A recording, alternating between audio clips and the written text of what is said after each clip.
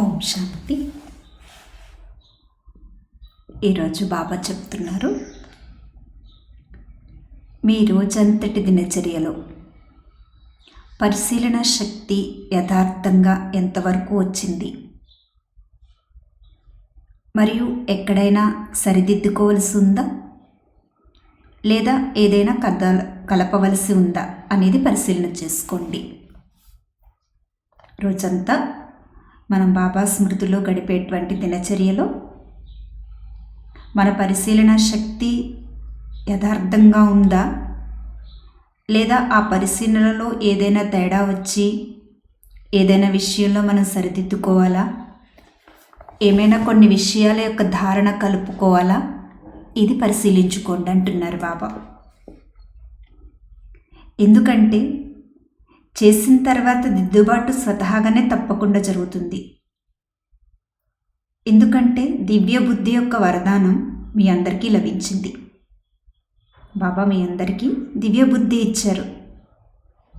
ఆ దివ్య బుద్ధితో ఒకసారి బాబా దగ్గర కూర్చుని మీరు ఏదైనా సరిదిద్దుకోవాల్సింది ఉందేమో చూసుకోండి. ఎందుకంటే ఒకవేళ ఏదైనా పొరపాటు చేసినా దాన్ని మరలా తప్పనిసరిగా సరిదిద్దుకోవాల్సి ఉంటుంది. ఆ సరిదిద్దుకునేటువంటి పరిశీలన శక్తి యొక్క దివ్య బుద్ధి బాబా మనందరికీ కూడా వరదానంగా ఇచ్చారు.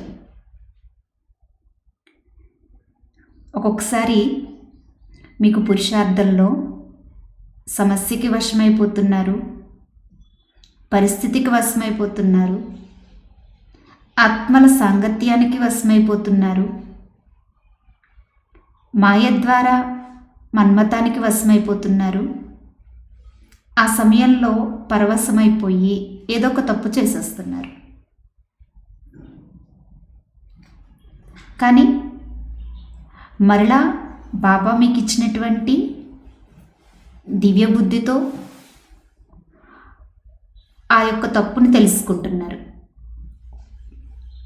సమయానికి పరవశమైపోతున్నారు, పరిస్థితికి పరవశమైపోతున్నారు, సాంగత్యం యొక్క ప్రభావానికి పరవశమైపోతున్నారు, మన్మతానికి ప్రభావితమైపోతున్నారు. మరలా ఇవన్నీ తొలగిపోయిన తర్వాత మరలా పరిశీలించుకున్నప్పుడు మీరు చేసినటువంటి పొరపాటు ఏంటి అనేది తెలుస్తుంది. అప్పుడు మరలా ఏమంటారు బాబా దగ్గర, ఆవేశం నుండి తెలివిలోకి వచ్చాము అని అంటున్నారు. ఎప్పుడైతే పొరపాటు చేసిన తర్వాత మీరు పరిశీలించుకుంటారో అప్పుడు మరలా దేని కారణంగా మనం పొరపాటు చేశాము అది అనుభవం అవుతుంది. దాన్ని సరిదిద్దుకోవాలి అనేటువంటి అనుభవం అవుతుంది. ఈ విషయాలు కలుపుకోవాలి అని కూడా అనుభవం అవుతుంది. కానీ మీరు ఆ సమయంలో సమస్యకి వశమై పొరపాటు చేసిన, పరిస్థితికి వశమై పొరపాటు చేసిన, ఆత్మల సాంగత్యానికి వశమై పొరపాటు చేసిన, మాయా మన్మతానికి వశమై పొరపాటు చేసిన, మీ రిజిస్టర్లో కర్మల ఖాతా పుస్తకంలో పెద్ద మచ్చ అయితే పడలేదు, కానీ చిన్న చుక్క పడిపోయింది. అంటే మీరు పొరపాటు చేస్తున్నారు, మరలా దివ్య బుద్ధి యొక్క తెలివిలోకి వస్తున్నారు, అక్కడ ఏం సరిదిద్దుకోవాలో ఏం కలుపుకోవాలో తెలుసుకుంటున్నారు. ఆ అనుభవం కారణంగా మీ రిజిస్టర్లో పెద్ద మచ్చ అయితే పడట్లేదు, కానీ తప్పు చేశారు కాబట్టి చిన్న చుక్క పడిపోతుంది. బాబా అంటున్నారు, తెల్లగా ఉన్నటువంటి రిజిస్టర్లో కర్మల కథ పుస్తకంలో పెద్ద మచ్చ పడకపోయినా చిన్న చుక్క పడినా కూడా ఆ రిజిస్టరు పూర్తిగా స్వచ్ఛంగా లేనట్లే కదా. అందుకే బాబా చెప్తున్నారు, కర్మల లీల చాలా గుహ్యమైనది. మనం తప్పు చేసాం, అనుభవం చేసుకున్నాం, సరిదిద్దుకున్నాం, కలుపుకోవాల్సింది కలుపుకున్నాం అని మీరు సంతోషపడిపోతున్నారు. కానీ అది చిన్న మచ్చగా మీ రిజిస్టర్లో పడిపోయినప్పుడు ఆ కర్మల యొక్క లీల చాలా గుహ్యంగా ఉంటుంది. ఈ కర్మల లీల గురించి టీచర్స్ బాగా తెలుసు కదా అంటున్నారు బాబా. రోజంతా ఓహో నా శ్రేష్ఠ కర్మల లీల అనే పాట పాడుకుంటూ ఉండండి. కర్మల గుహ్యగతి యొక్క లీలని కాదు, మీకు బాబా ఇచ్చినటువంటి శ్రేష్ఠ కర్మల యొక్క లీలలు పాడుకుంటూ ఉండండి. బయట ప్రపంచంలో ప్రజలు ప్రతి అడుగులో ప్రతి కర్మలో నా కర్మ నా కర్మ అనుకుంటూ ఉంటారు. కానీ బాబా పిల్లలైన మీరు చేసేటువంటి ప్రతి కర్మలో బాబా స్మృతిలో చేస్తున్నారు. అక్కడ సాధారణమైనటువంటి సేవ చేస్తున్నా బాబా స్మృతిలో చేస్తున్నారు. విశేషమైనటువంటి బాబా సేవ చేస్తున్నా బాబా స్మృతిలో చేస్తున్నారు. ఎప్పుడైతే బాబా స్మృతిలో మీరు కర్మ చేస్తారో అది శ్రేష్ఠ కర్మ అయిపోతుంది. కనుక మీరెప్పుడు కూడా నా కర్మ అనేటువంటి మాట బాబా పిల్లలైన మీ నోటి నుంచి రాకూడదు. మీరు చేసేటువంటి ఓహో నా శ్రేష్ఠ కర్మ అనే మాట రావాలి. ఇంకా ముందుకెళ్ళండి. సదా ఓహో నా శ్రేష్ఠ కర్మ అనుకోండి. ఒక్కొక్కసారే కాదు, సదా అనేది గుర్తుపెట్టుకోండి. ఎందుకంటే మీరు చేసేది సాధారణ కర్మ కాదు.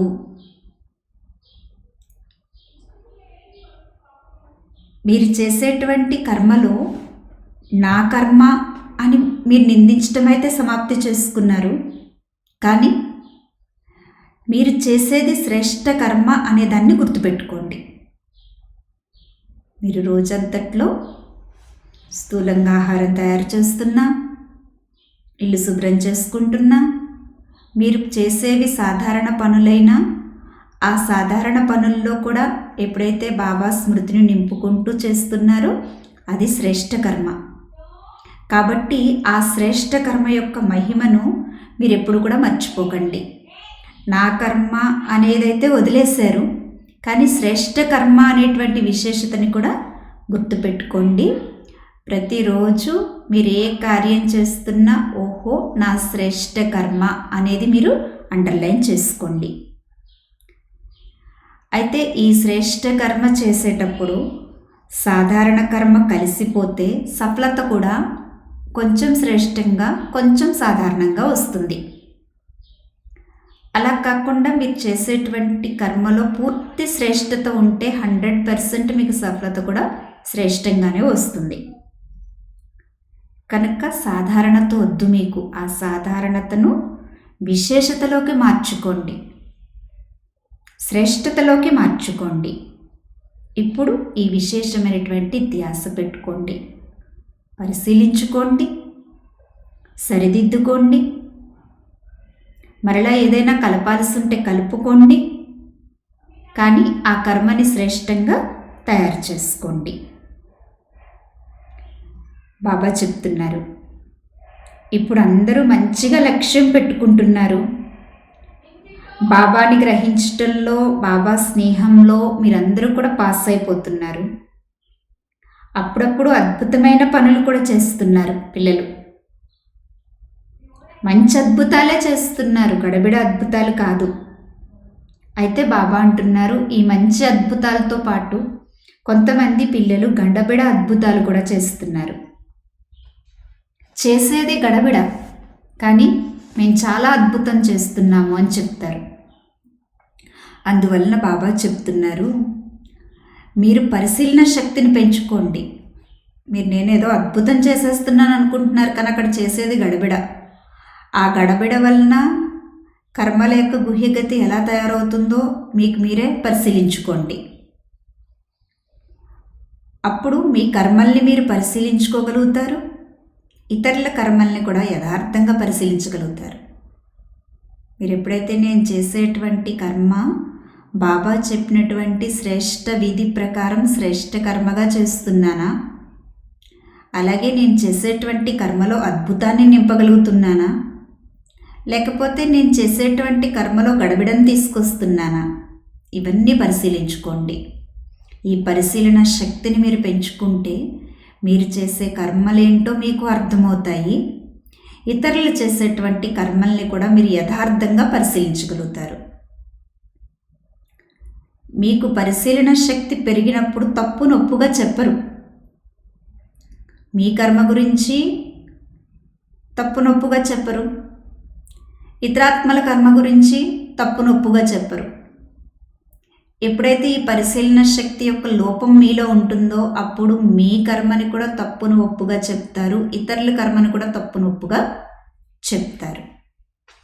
ఇలా చెప్తున్నారంటే అర్థమేంటి? మీకు పరిశీలన శక్తి యొక్క లోపం. సదా ఒక విషయాన్ని గుర్తుపెట్టుకోండి, అందరి కోసం చెప్తున్నాను నేను. ఎప్పుడైనా ఏదైనా వ్యర్థ లేదా సాధారణ కర్మ చేసే సమయంలో అది తప్ప ఒప్ప అని స్వయం గ్రహించుకోలేనప్పుడు అలాంటి పరిస్థితుల్లో పరవశమైపోతారు. అటువంటి పరిస్థితుల్లో సిద్ధి పొందటానికి శ్రేష్టమైన విధి ఏంటి? ఒక్కొక్కసారి ఏదైనా వ్యర్థ కర్మ చేసినా, సాధారణ కర్మ జరిగినా మనకు అనుభవం అవుతుంది, కానీ అది తప్ప ఒప్ప అనే పరిస్థితి మనకి తెలీదు. అది తెలియకుండా మనం కర్మ చేసేసినప్పుడు పరవశమైపోయినట్లు. అలా పరవశమైపోయి చేసినప్పుడు మనం అలాంటి కర్మలో సిద్ధి పొందాలి అంటే విధి ఏంటి? ఎందుకంటే వ్యర్థ కర్మ, సాధారణ కర్మ చేసే సమయంలో మీ బుద్ధి ఇతరులకి వశమైపోయి ఉంటుంది. అక్కడ మీరు శ్రేష్ఠ కర్మని మర్చిపోయారు. ఓహో, నా శ్రేష్ఠ కర్మ, నేను శ్రేష్ఠ కర్మ చేసేటువంటి విశేషాత్మను అనే స్థితి మర్చిపోయి సాధారణ స్థితిలోకి వెళ్ళిపోయి, వ్యర్థ స్థితిలోకి వెళ్ళిపోయి సాధారణ కర్మ, వ్యర్థ కర్మ చేసేశారు. ఆ సమయంలో మీ బుద్ధి దానికి వశమైపోయింది. అప్పుడు మీ స్థితి కూడా ఎలా తయారైపోతుందంటే సత్యాన్ని అసత్యంగా భావిస్తారు. అసత్యాన్ని అసత్యంగా చెప్పరు, అది సత్యం అని చెప్తారు. నేను చెప్పింది రైట్, నేను చేసింది కరెక్ట్ అంటారు. మొండిగా ఉంటారు. లేదా నేను చేసేది సత్యం, నేను చెప్పింది సత్యం అని రుజువు చేస్తూ ఉంటారు. ఇవన్నీ వశీభూత బుద్ధి కలిగిన వారి గుర్తులు. అంటే వాళ్ళు శ్రేష్ఠ కర్మను వదిలేసి సాధారణతలోకి, వ్యర్థంలోకి వెళ్ళిపోయి ఆ వ్యర్థంలో, సాధారణతలో బుద్ధి ఇతరులకి వశమైపోయి, మాయకి వశమైపోయి వాళ్ళు చేసేటువంటి ప్రతి కర్మలో అసత్యాన్ని సత్యంగా రుజువు చేస్తూ మొండిగా అయిపోతారు. ఇటువంటి ఆత్మలు మాయకి పరవశమైపోయినటువంటి ఆత్మలు, వశీభూత ఆత్మలు. అయితే బాబా చెప్తున్నారు, ఇలా ఎప్పుడైనా మీ స్థితి శ్రేష్ఠ కర్మ నుంచి వంచితమైపోయి వశీభూతం అయిపోతుంటే కనుక ఆ సమయంలో బాప్దాద యొక్క శ్రేష్ఠ శ్రీమతాన్ని ఏం గుర్తుపెట్టుకోవాలి? వశీభూతం అయిపోయినటువంటి ఆత్మకి బాప్దాద తెలియచేసేటువంటి శ్రేష్టమైన శ్రీమతం ఏంటి? బాబా చెప్తున్నారు, బాబా ఎవరినైతే నిమిత్తం చేశారో ఆ నిమిత్తాత్మలు ఏ సలహా ఇస్తారో దానికి ప్రాముఖ్యత ఇవ్వాలి. మీ బుద్ధి మాయకి వశమైపోయింది, మొండిగా ఉంటున్నారు, అసత్యాన్ని సత్యంగా చెప్తున్నారు, వ్యర్థమైన సాధారణ కర్మల్లోకి వెళ్ళిపోతున్నారు. అటువంటి సమయంలో బాప్దాదా శ్రీమతం ఏంటి? బాప్దాదా మీకు ఎవరినైతే నిమిత్తం చేశారో ఆ నిమిత్తాత్మలు ఏదైతే సలహా ఇస్తున్నారో దానికి ప్రాముఖ్యత ఇవ్వండి. ఎవరో చెప్పింది వారు చెప్తున్నారు అనుకోకండి, అలా అనుకుంటే మోసపోతారు. నిమిత్తమైన శ్రేష్ఠాత్మల ద్వారా ఏదైతే శిక్షణ లభించిందో, సలహా లభించిందో ఆ సమయంలో దానికి ప్రాముఖ్యత ఇవ్వటం ద్వారా ఒకవేళ ఆ సమయంలో ఏదైనా చెడు విషయం జరిగినా దాని బాధ్యత మీకు ఉండదు. ఎవరో చెప్పారు నా గురించి, వాళ్ళు నాకు ఈ విధంగా సలహా ఇస్తున్నారు అనుకోకండి. ఆ సమయంలో బాప్దాదాయే నిమిత్తాత్మల ద్వారా మీకు శిక్షణ ఇస్తారు. ఒకవేళ ఎవరో చెప్పింది విని నిమిత్తాత్మలు మీకు శిక్షణ ఇచ్చినా అది మీరు చేయలేదు, వాళ్ళు తప్పే చెప్పారు ఇతరులు వాళ్ళకి, నిమిత్తాత్మలు మీకు దాని గురించి శిక్షణ ఇచ్చారు. నిజంగా అది మీరు చేయకపోతే నిమిత్తాత్మలు మీకు తప్పుగా శిక్షణ ఇస్తే ఆ సమయంలో ఏం జరిగినా కూడా బాధ్యత బాబాది, మీది కాదు. బ్రహ్మబాబా గురించి కూడా శివబాబా చెప్తారు కదా, బ్రహ్మబాబా ద్వారా ఒకవేళ ఏదైనా పొరపాటు జరిగినా కానీ అది మీ గురించి మంచిగా అయిపోతుంది అని. ఎందుకంటే బ్రహ్మబాబా ద్వారా అసలు పొరపాటు జరగదు. ఎందుకంటే బాబా శ్రీమతం ప్రకారం ఆయన నడిచేవారు. బాబా నోటి నుంచి ఏది వస్తే అదే చేసేవారు. ఒకవేళ ఇది శివబాబా చెప్పింది కాదేమో, బ్రహ్మబాబా చెప్పారేమో, బ్రహ్మబాబా ద్వారా ఇది జరిగింది అని మీరు అనుకున్నా కూడా బాబా అంటున్నారు, ఒకవేళ ఆయనకి ఎప్పుడైనా ఆయన సంకల్పం కలిసి ఒకవేళ ఏదైనా తప్పు జరిగినా అది మంచిగా అయిపోతుంది బాబా దగ్గరికి చేరేసరికి. అలాగే నిమిత్తాత్మల గురించి కూడా ఎప్పుడు వ్యర్థ సంకల్పాలు రాకూడదు. ఎవరో చెప్పింది విని మాకు ఈ సలహా ఇస్తున్నారు, ఎవరో చెప్పింది చేస్తున్నారు నిమిత్తాత్మలు అని ఎప్పుడు కూడా వ్యర్థ సంకల్పాలు చేయకండి. కొన్నిసార్లు వారిచ్చిన సలహా మీకు నచ్చకపోవచ్చు, కానీ దాని బాధ్యత మీకుండదు. ఏదైనా విషయం గురించి నిమిత్తాత్మలు మీకు సలహా ఇస్తున్నారు అంటే అది మీకు నచ్చకపోయినా చేయండి. ఎందుకంటే అక్కడ మీరు నచ్చకపోయినా, మీరు తప్పు చేయకపోయినా, వాళ్ళు ఇచ్చిన శిక్షణ ప్రకారం మీరు నడుచుకున్నప్పుడు దాని యొక్క బాధ్యత మీకు ఉండదు, మీకేం పాపం తయారవ్వదు, మీ పని సరైపోతుంది. అలా ఫాలో అయిపోతూ నిమిత్తాత్మల యొక్క శ్రీమతాన్ని ఫాలో అయిపోతూ వెళ్ళిపోయినప్పుడు మీరు మంచిగా కూడా అయిపోతారు. ఎందుకంటే అక్కడ బాబా ఉన్నారు. బాబా పాపాన్ని కూడా మార్చేస్తారు. ఎందుకంటే నిమిత్తాత్మల ద్వారా చెప్పించింది బాబానే. అక్కడ మీరు నిమిత్తాత్మలు అనుకుంటారు, ఎవరో చెప్పింది విని వాళ్ళు నాకు చెప్తున్నారు అనుకుంటున్నారు. కానీ బాబా నిమిత్తాత్మల ద్వారా సలహా ఇచ్చిన చోట పాపం ఉండదు. ఎందుకంటే అక్కడ బాబాయే ఉంటారు. ఒకవేళ నిమిత్తాత్మలు మిమ్మల్ని వ్యతిరేకంగా అర్థం చేసుకుని మీకు సలహా ఇచ్చారనుకోండి, అది మీకు పాపం తయారవ్వదు. ఒకవేళ ఆ సలహాని కూడా బాబా మార్చేస్తారు. అందువల్ల అక్కడ పాపం అనేది ఏది కూడా ఉండదు. ఇది చాలా గుహ్య రహస్యం, గుప్త మంత్రం, గుప్తమైనటువంటి యంత్రం కూడా ఇదే. అందువలన నిమిత్త శ్రేష్ఠ ఆత్మల యొక్క శ్రేష్ఠ సలహాకు ప్రాముఖ్యత ఇచ్చి కార్యంలో ఉపయోగించండి. దీనిలో మీకు చాలా లాభం ఉంటుంది. నిమిత్తాత్మల ద్వారా చెప్పించేది కూడా బాబా అని భావించి ఎవరైతే ప్రతి సలహాకి విలువిస్తారో వాళ్ళకి చాలా లాభం ఉంటుంది. వాళ్ళు చెప్పే సలహాలో ఏ నష్టం ఉండదు. అక్కడ బాబా కూడా నిమిత్తాత్మల చేత మీకు ఏది తప్పు చెప్పించరు కూడా.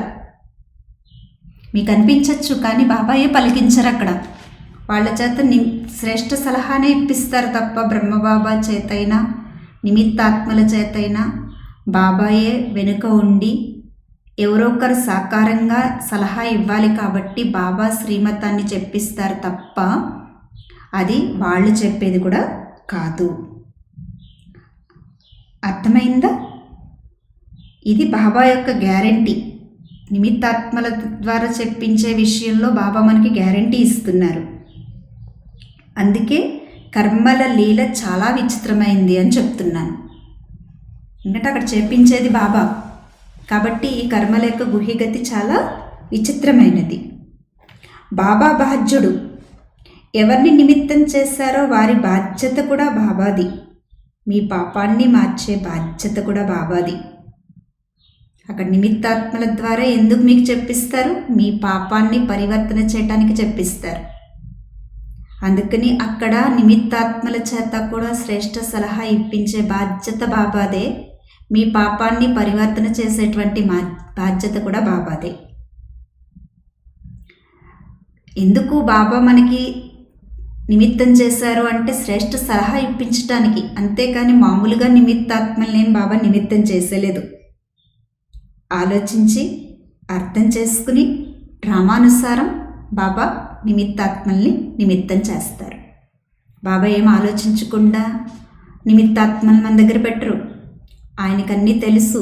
ఎవరి ద్వారా ఏ సలహా ఎవరికి ఇప్పించాలో అన్నీ ఆలోచించి అర్థం చేసుకుని డ్రామానుసారం కొంతమంది ఆత్మల్ని బాబా నిమిత్తంగా మనకి చేస్తారు. అర్థమైందా? టీచర్స్కి మంచిగా అనిపిస్తుంది కదా. దీనిలో లాభం ఉంటుంది, బరువు తేలికైపోతుంది. ఎప్పుడైతే మీరు నిమిత్తాత్మలకి చెప్పేసి నిమిత్తాత్మల సలహా ప్రకారం, నిమిత్తాత్మల శ్రేష్ఠ సలహా అంటే బాబా యొక్క శ్రేష్ఠ శ్రీమతం అని భావించి మీరు చేస్తూ వెళ్ళిపోతారో అప్పుడు మీకు బరువు తేలికైపోతుంది. ఏ విషయం వచ్చినా నిమిత్తంగా అయిన పెద్దవారికి తెలుసు, వారు చూసుకుంటారు అంటారు కదా. అంటే తేలికైపోయినట్లే కదా. ఏదైనా విషయం మనం నిమిత్తాత్మల దగ్గర దాచామనుకోండి, బాబా అంటున్నారు అది ఎవరో ఒకరి ద్వారా నిమిత్తాత్మలకి తెలుస్తుంది. ఈలోపుగా మన మనసు బరువు అయిపోతుంది, ఎగరలేం, తేలికగా ఉండలేం. కనుక బాబా చెప్తున్నారు, ఎప్పుడైతే మీరు నిమిత్తాత్మలకి ప్రతి విషయాన్ని తెలియచేశారో, నిమిత్తాత్మల యొక్క సలహా అంటే బాబా సలహా అని భావించి, నిమిత్తాత్మల్ని బాబా నిమిత్తం చేశారని భావించి ప్రతి విషయాన్ని ఆత్మలకి తెలియచేస్తారో అప్పుడు పెద్దవారికి తెలుసు, వారు చూసుకుంటారులే అని చెప్పి మీరు తేలికైపోతారు. ఇలా నోటితో అనటం కాదు, పెద్దవాళ్ళకి మనం తెలియచేయాలి, నిమిత్తాత్మలకి గౌరవం ఇవ్వాలి, నిమిత్తాత్మలు చెప్పినట్లు మనం నడుచుకోవాలి. ఇలా నోటితో అనటం కాదు, అర్థం చేసుకోవాలి, స్నేహంతో స్వమానంతో చేయాలి. అర్థం చేసుకోవాలి, మనం స్నేహంతో స్వమానంతో ప్రతి కర్మని కూడా చేయాలి. ఈ గుహ్య విషయాలు బాబాకి తెలుసు, మరియు తెలివైన పిల్లలు ఎవరైతే ఉన్నారో వారికి కూడా తెలుసు. బాబా అంటారు, ఈ చాలా గుహ్యమైన విషయాలు, ఈ గుహ్య విషయాలు బాబాకి తెలుసు, నిమిత్తాత్మలకి తెలుసు. నిమిత్తాత్మలను ఏదైనా అనటం అంటే బాబాని అనటం, ఎందుకంటే బాబాయే నిమిత్తంగా చేశారు కదా. నిమిత్తాత్మల గురించి ఏమైనా వ్యర్థ సంకల్పాలు చేయటం, నిమిత్తాత్మల యొక్క శ్రేష్ఠ సలహాని ఏదైనా వ్యతిరేకించటం అంటే బాబా అంటున్నారు బాబాని వ్యతిరేకించినట్లు. నిమిత్తాత్మల్ని ఏదైనా అన్నారంటే మీరు బాబాని అన్నట్లే. ఎందుకంటే బాబా ఏమీ ఆలోచించకుండా అర్థం చేసుకోకుండా నిమిత్తం చేయలేదు, నిమిత్తంగా చేసింది బాబానే. బాబా అడుగుతున్నారు, మీకు బాబా కంటే ఎక్కువ పరిశీలన శక్తి ఉందా? పిల్లలందరితో బాబాకి చాలా స్నేహం ఉంటుంది, నిమిత్తంగా అయిన వారిపైనే ఉంటుంది, ఇతరులపై ఉండదు అనుకోకండి. అలాగని బాబా నిమిత్తాత్మల్నే ఇష్టపడతాడు, మమ్మల్ని ఇష్టపడడు, నిమిత్తాత్మలకి గౌరవం ఇస్తాడు, నిమిత్తాత్మల శ్రేష్ఠ సలహానే పాటించమంటారు, మాకు గౌరవం ఇవ్వరు అని ఎప్పుడు అనుకోకండి. బాబాకి ప్రతి బిడ్డ సమానమే.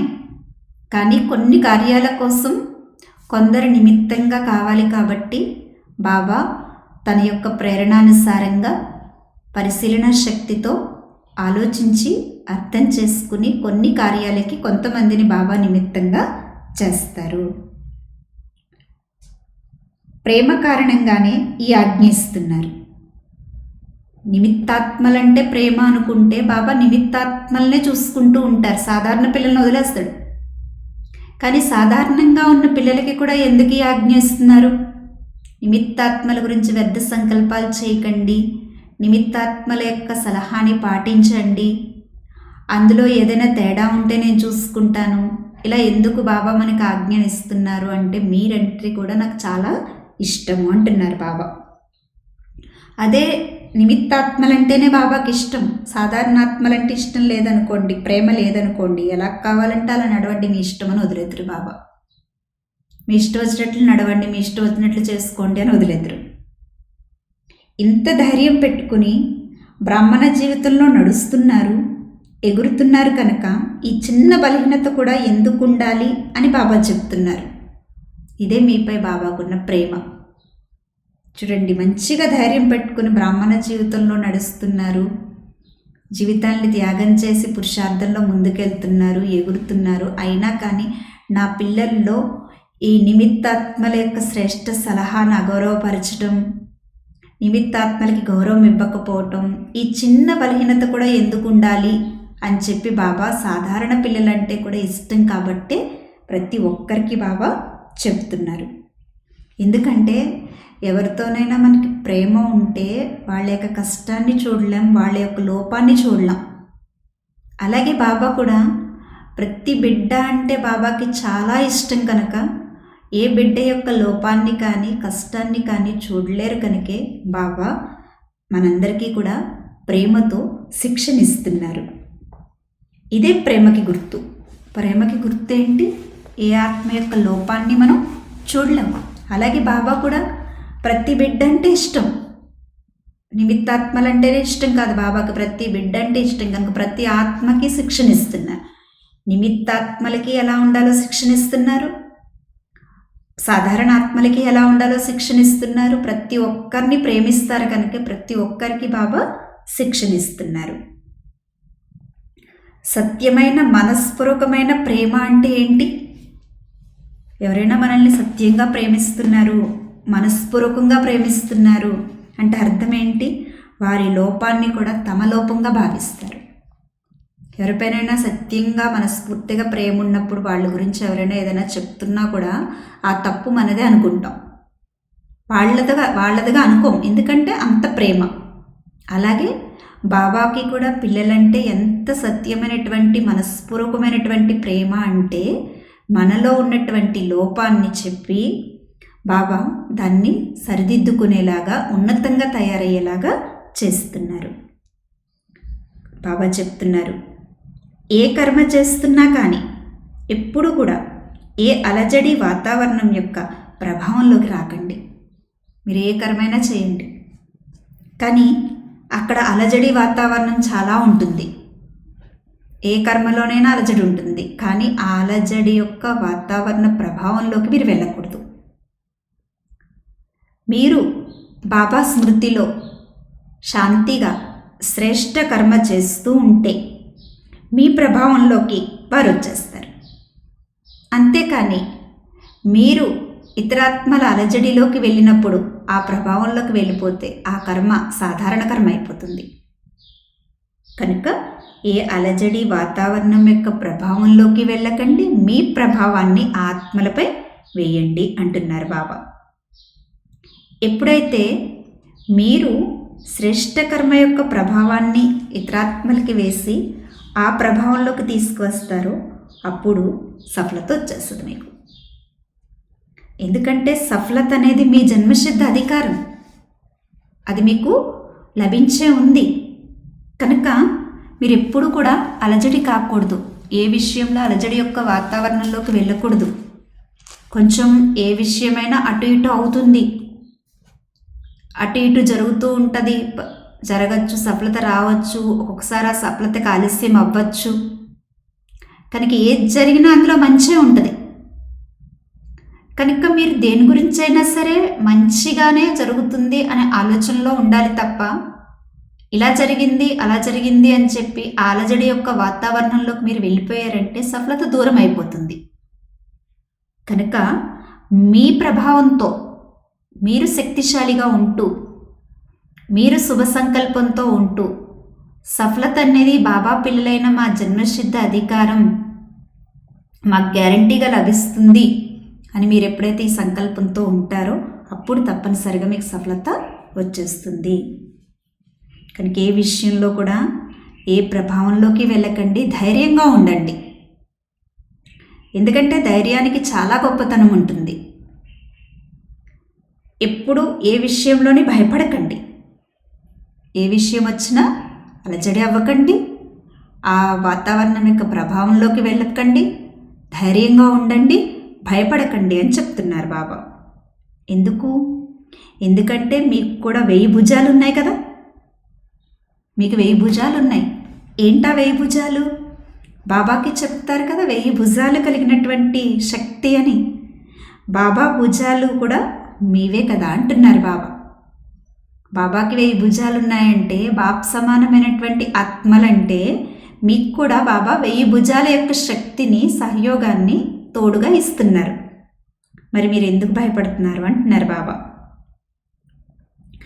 బాబా అంటున్నారు, మీరు అన్ని కార్యాలు కూడా సమాప్తి చేస్తున్నారు. పాస్ అయి వచ్చారా? పాస్ విత్ ఆనర్ అయి వచ్చారా? బాబా అంటున్నారు, అన్ని కార్యాలు చేస్తున్నారు. బాబా పిల్లలైన మీరు అన్ని రకాల సేవలు చేస్తున్నారు. మరి అన్ని రకాల సేవల్లో, అన్ని రకాల విషయాలలో పాస్ అవుతున్నారా? పాస్ విత్ ఆనర్ అవుతున్నారా? సేవల్లో మంచి పాత్ర అభినయిస్తున్నారు. స్నేహానికి ఫలితం ఆత్మకి లభిస్తుంది. ఎవరికి స్నేహం లభించిందో వారు సమయానికి ఆ స్నేహానికి బదులు తప్పనిసరిగా ఫలితాన్ని ఇస్తారు. కొంతమంది ఆత్మలు ఈ సమయంలో పాత్ర కొరకు కూడా అవసరం, మరియు కొత్త ప్రపంచం యొక్క ఆదిలో కూడా అవసరం.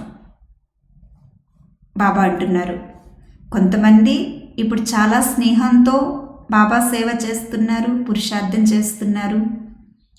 మీరు ఎంత స్నేహంతో సేవ చేస్తారో, మీరిచ్చే స్నేహం ఎవరికైతే లభించిందో ఆ స్నేహానికి తిరిగి వాళ్ళు తప్పనిసరిగా బదులిస్తారు. అయితే ఈ సేవలో కొంతమంది ఆత్మలు ఈ సమయంలో ఈ పాత్రకు కూడా అవసరము. కొంతమంది ఆత్మలు కొత్త ప్రపంచం యొక్క ఆదిలో సేవ చేసేటువంటి అవసరం కూడా ఉంది వాళ్ళకి. కొత్త ప్రపంచం యొక్క స్థాపనకి అవసరమైన ఆత్మలు కొంతమంది ఉన్నారు. ఈ సమయంలో సేవా పాత్ర అభినయించడానికి కొంతమంది అవసరం. మరి ఇలాగా బాబా సేవకి అవసరమైనప్పుడు ఏం జరుగుతుంది? అప్పుడు ఏం చేస్తారు బాబా కూడా? డ్రామా కూడా ఏం చేస్తుంది? డ్రామా అయితే జరగాల్సిందే. డ్రామాలో ఏ విషయం అయితే ఫిక్స్ అయిపోయి ఉందో అది తప్పనిసరిగా జరగాల్సిందే. మరి చాలామంది ఆత్మలు శరీరాన్ని వదిలేస్తున్నారు. మరి ఎవరైతే శరీరం వదిలి వెళ్ళిపోయారో వాళ్ళు వెళ్ళిపోతున్నారు. ఈ విశేషాత్మలు ఈ సమయంలో ఈ సేవా పాత్రను అభినయించకుండా ఎక్కడికి వెళ్తున్నారు? వాళ్ళు ఏం చేస్తున్నారు? ఎందుకంటే ఆ విశేషాత్మలు సత్యుగం యొక్క ఆదికి అవసరం అవుతారు. కొంతమంది విశేషాత్మలు ఇప్పుడు ఈ సాకార సృష్టిలో ఉండి సేవ చేయటానికి అవసరమైతే, కొంతమంది విశేషాత్మలు కొత్త ప్రపంచం యొక్క ఆదికి కూడా అవసరం అవుతారు. ఈ కొత్త అధ్యాయాన్ని ప్రారంభిస్తున్నారు కదా. ఆత్మలు ఏం చేస్తున్నారు? శరీరాలు వదిలి వెళ్ళిపోతున్నారు అనుకోండి. పెద్ద పెద్ద దాదీలు వాళ్ళందరూ శరీరం వదిలి వెళ్ళిపోయారని అనుకుంటున్నారు. కానీ బాబా అంటున్నారు, ఆ విశేషాత్మలు ఎందుకు వెళ్తున్నారు అంటే సత్యయుగం యొక్క ఆదిని ప్రారంభించడానికి వెళ్తున్నారు. కొత్త అధ్యాయాన్ని ప్రారంభించడానికి వెళ్తున్నారు. ఆది, సత్యయుగం ఆది అనేది ఎలా ఉంటుంది? యోగ బలం ద్వారా జన్మ తీసుకునేటువంటి కొత్త అధ్యాయం. సత్యయుగం ఆది ఎలా ప్రారంభమవుతుందంటే అక్కడ ఆ కొత్త అధ్యాయంలో యోగ బలం ద్వారా జన్మ తీసుకునేటువంటి అధ్యాయం ఉంటుంది. మరి సత్యయుగం ఆది ప్రారంభం అవ్వాలి, కొత్త అధ్యాయం ప్రారంభం అవ్వాలంటే ఎటువంటి ఆత్మలు కావాలి? ఆ ప్రారంభానికి, ఆ ఆది స్థితికి ఎటువంటి ఆత్మలు కావాలి అని అడుగుతున్నారు బాబా. యోగి ఆత్మలు కావాలి కదా. మరి ఈ సమయంలో శరీరం వదిలేస్తున్నారు, పెద్ద పెద్ద వాళ్ళు వెళ్ళిపోతున్నారు అంటే అర్థం ఏంటి? బాబా అంటున్నారు, వాళ్ళందరూ సత్యయుగం యొక్క ఆది కొత్త అధ్యాయం ప్రారంభించడానికి వెళ్తున్నారు. ఎందుకంటే వాళ్ళు యోగి ఆత్మలు. ఆ యోగి ఆత్మలు ఆ స్థాపనకి చాలా అవసరం. శరీరం వదలటానికి సాకు ఏదో ఒకటి ఉంటుంది. అయితే ఆ ఆత్మలు ఆ అధ్యాయానికి వెళ్ళాలి, ఆది సత్యయుగం యొక్క ఆదిని ప్రారంభించాలి అంటే వాళ్ళు శరీరం వదలటానికి ఏదో ఒక కారణం కావాలి. కాబట్టి ఆ సాకుతో శరీరం వదిలి వాళ్ళు యోగి ఆత్మలుగా సత్యయుగం యొక్క కొత్త అధ్యాయాన్ని ప్రారంభించడానికి వెళ్తున్నారు అంటున్నారు బాబా. సమాప్తి కూడా అవ్వాలి, మరియు సేవ కూడా అవ్వాలి.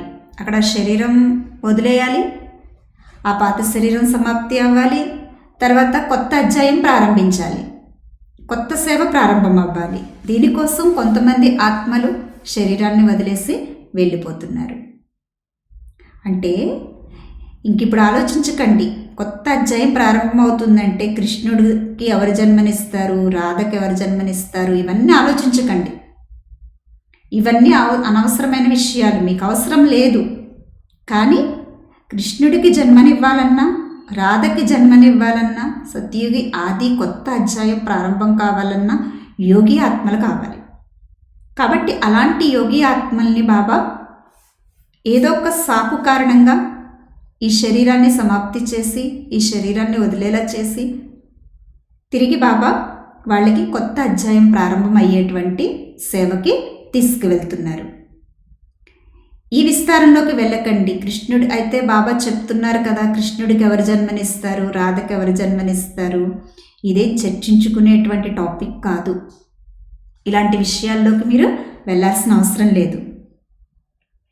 ఎవరొకరు జన్మిస్తారు, యోగి ఆత్మలు వాళ్ళకి జన్మనిస్తారు. అది ఎవరు అనేది మీకు అవసరం లేదు ఆ టాపిక్ అంటున్నారు బాబా.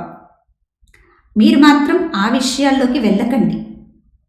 కానీ మీరు యోగి ఆత్మలై యోగ బలంతో ఆ కొత్త అధ్యాయాన్ని ప్రారంభించడానికి మీరు వెళ్ళేలాగా ప్రయత్నం చేసుకోండి. మీరు వెళ్ళాలా, లేక ఎవరు జన్మనిస్తారు, ఎవరికెవరు జన్మనిస్తారు, ఇలాంటి విషయాల గురించి ఆలోచించుకుంటూ ఉంటారా? ఇలాంటి విషయాల గురించి ఆలోచించుకోవటం వల్ల ఏం ఉపయోగం లేదు. సత్యయుగం ఎప్పుడు వస్తుంది, ఎవరికెవరు జన్మనిస్తారు, ఎలా పుడతారు, అవన్నీ అవసరం లేదు మీకు. కానీ మీరు చేయాల్సింది ఏంటంటే యోగ శక్తిని పెంచుకుని ఈ పాత శరీరాన్ని వదిలేసి కొత్త సృష్టి యొక్క ఆదిలో కొత్త అధ్యాయాన్ని ప్రారంభించడానికి యోగి ఆత్మలుగా వెళ్ళటానికి ప్రయత్నించండి. ఆ స్థితిని తయారు చేసుకోండి తప్ప ఈ స్థూల విషయాల యొక్క విస్తారాల్లోకి వెళ్ళకండి అని చెప్తున్నారు బాబా. ఇలా పరిశీలన శక్తిని పెంచుకోండి. బాబా శక్తితో స్నేహంతో ముందుకు వెళ్తూ ఉండండి పురుషార్థంలో అని చెప్తున్నారు బాబా. ఎందుకంటే బాబా మీకు ఇచ్చినటువంటి విశేషమైనటువంటి శక్తి పరిశీలన శక్తి. ఈ పరిశీలన శక్తి ద్వారా మీరు ముందుకు వెళ్ళినప్పుడు మీ యొక్క స్థితిని మీరు సరిదిద్దుకోగలుగుతారు, పరివర్తన చేసుకోగలుగుతారు, దాని ద్వారా ఉన్నతంగా కాగలుగుతారు అని చెప్తున్నారు బాబా. ఈ విధంగా సదా పరిశీలన శక్తి కలిగినటువంటి నలువైపులా ఉన్న విశేషాత్మలకు, సదా ప్రతి కర్మలో మరియు సంబంధంలో శ్రేష్ఠ సఫలతను పొందే సఫలతామూర్తి ఆత్మలకు, సదా ధైర్యం మరియు శుభభావన శుభకామన ద్వారా పరివర్తన చేసే శక్తిశాలి ఆత్మలకు, సదా ఓహో నా శ్రేష్ఠ కర్మ అనే సంతోషం యొక్క పాటలు పాడే పిల్లలకు బాప్దాద యొక్క ప్రియ స్మృతులు మరియు నమస్తే. ఆత్మిక తండ్రికి ఆత్మిక పిల్లల యొక్క ప్రియ స్మృతులు మరియు నమస్తే నమస్తే. ఈరోజు బాబా విశేషంగా ఏం చెప్తున్నారంటే, రోజంతట్లో యథార్థంగా పరిశీలన శక్తిని పెంచుకోండి. పురుషార్థంలో ఏం సరిదిద్దుకోవాలి, ఏం కలుపుకోవాలి. ఎందుకంటే మీకు పురుషార్థంలో పొరపాటు కూడా ఏదో ఒక సమస్యకి వశమై, పరిస్థితికి వశమై, ఆత్మల సాంగత్యానికి వశమై, మన్మతానికి వశమై చేస్తారు. తర్వాత తెలివిలోకి వస్తున్నారు కనుక ఆ సమయంలో మరలా తప్పు చేసినా తెలివిలోకి వచ్చి మీరు పరిశీలన చేసుకున్నా కూడా బాబా అంటున్నారు, మీ రిజిస్టర్లో మీ కర్మల ఖాతా అనే పుస్తకంలో మచ్చపడలేదు, కానీ చిన్న చుక్క అయితే పడిపోయింది. అందువలన కర్మ జరిగే ముందే పరిశీలన శక్తితో వేటికి వశమవకుండా శ్రేష్ఠ కర్మ చేసేవారిగా అవ్వండి. అందుకే కర్మల గుహ్యగతి చాలా గుహ్యమైనది అంటున్నారు బాబా. చిన్న చుక్కైనా పడిపోతుంది మీకు. అలాగే బాబా పిల్లలైన మీరు నా కర్మ అనుకోకండి, ఓహో నా శ్రేష్ఠ కర్మ ఈ పాటలు పాడుకోండి. అలాగే బాబా చెప్తున్నారు, ఏ సమయంలోనైనా మీరు ఏదైనా సాధారణ కర్మ చేశారు, వ్యర్థ కర్మ చేశారు, అది తప్ప ఒప్ప మీకు తెలియట్లేదు. అలాంటి సమయంలో నిమిత్తాత్మల యొక్క సలహాని తీసుకోండి. నిమిత్తాత్మల సలహా తీసుకునేటప్పుడు మళ్ళీ దాంట్లో వ్యర్థ సంకల్పాలు చేయకండి. ఎవరో ఏదో చెప్పారని నిమిత్తాత్మలు నాకు ఈ సలహా ఇస్తున్నారు అనుకోకండి. ఏది చెప్పినా బాబా చెప్పారు అనుకోండి. ఎందుకంటే నిమిత్తాత్మల్ని నిమిత్తం చేసింది కూడా బాబా ఆలోచించి అర్థం చేసుకుని డ్రామానుసారం వాళ్ళు అవసరం కాబట్టి సేవకి బాబా నిమిత్తం చేశారు. కనుక నిమిత్తాత్మలు ఏది చెప్పినా కూడా దాంట్లో మీకు లాభమే ఉంటుంది తప్ప నష్టం ఉండదు. ఒకవేళ మీరు తప్పు చేయకుండా వాళ్ళు ఏదన్నా మీకు సలహా ఇస్తున్నా అందులో మీకేం పాపం తయారవదు. ఆ బాధ్యత బాబాది, బాబా చూసుకుంటారు. కానీ మీకు లభించిన శ్రీమతం ఏంటంటే నిమిత్తాత్మల గురించి ఎప్పుడు వ్యర్థ సంకల్పాలు చేయొద్దు. నిమిత్తాత్మల్ని నిమిత్తం చేసింది బాబా అని గుర్తుపెట్టుకోండి. ఆ శిక్షణకి మీరు ప్రాధాన్యత ఇచ్చి ముందుకు వెళ్తూ ఉండండి. చాలామంది పిల్లలు బాబాకి నిమిత్తాత్మలంటేనే ఇష్టం, మేమంటే ఇష్టం కాదు అనుకుంటున్నారు. కానీ అలా ఎప్పుడు అనుకోకండి. మీరంటే ఇష్టం కాలేదంటే బాబా అంటున్నారు మీరు ఎలా కావాలంటే అలా నడుచుకోండి అని నేను వదిలేద్దును. కానీ మీరు నిమిత్తాత్మల విషయంలో కూడా నేను ఎందుకు శిక్షణ ఇస్తున్నాను అంటే మీరు చాలా ముందుకెళ్తున్నారు, బ్రాహ్మణ జీవితంలో ఎగురుతున్నారు. ఈ చిన్న బలహీనత కూడా మీకు ఎందుకు ఉండాలి అని చెప్పి నేను మీకు చెప్తున్నాను. ఇదే బాబా యొక్క మనస్పూర్వకమైనటువంటి సత్యమైనటువంటి ప్రేమ. అలాగే బాబా చెప్తున్నారు కర్మలో మీరు ఏ కర్మ చేస్తున్నా ఏ అలజడి వాతావరణం యొక్క ప్రభావంలోకి వెళ్ళకండి. మీ ప్రభావాన్ని వేయండి. ధైర్యంగా ఉండండి. ఏ విషయంలో కూడా భయపడకండి.